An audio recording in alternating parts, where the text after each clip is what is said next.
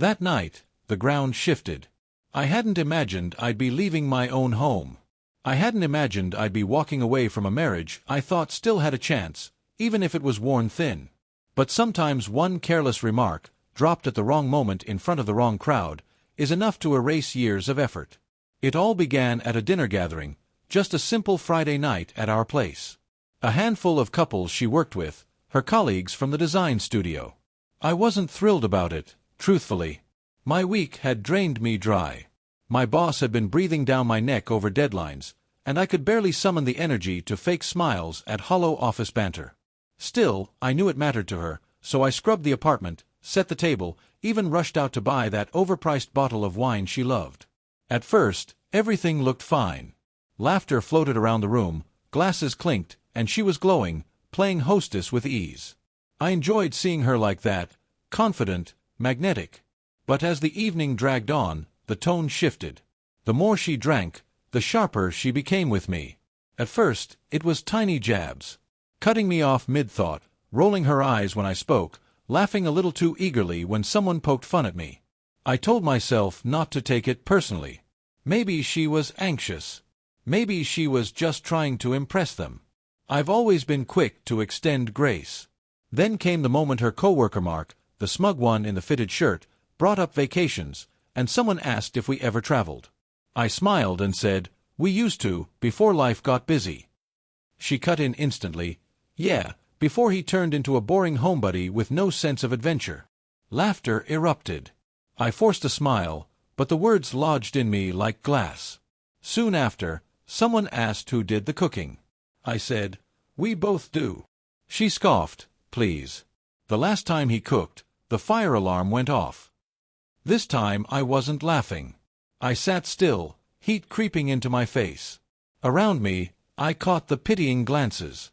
They weren't even trying to hide it.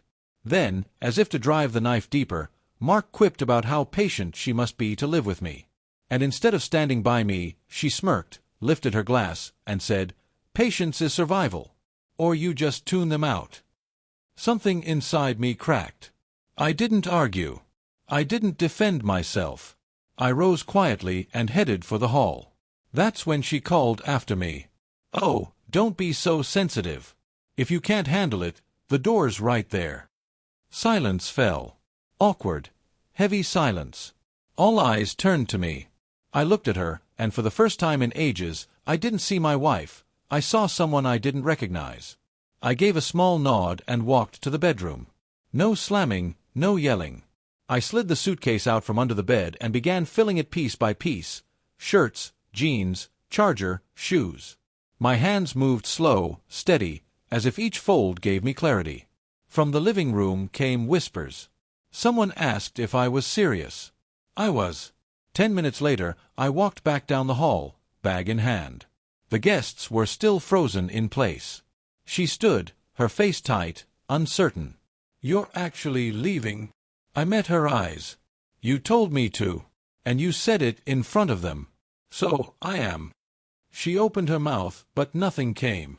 For the first time all evening, she had no comeback. I stepped out. I drove for hours, no map, no goal. Eventually, I checked into a cheap roadside hotel.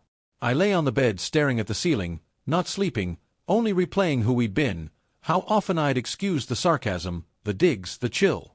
How I'd let myself fade until I was background noise in her life. By morning, I shut my phone off.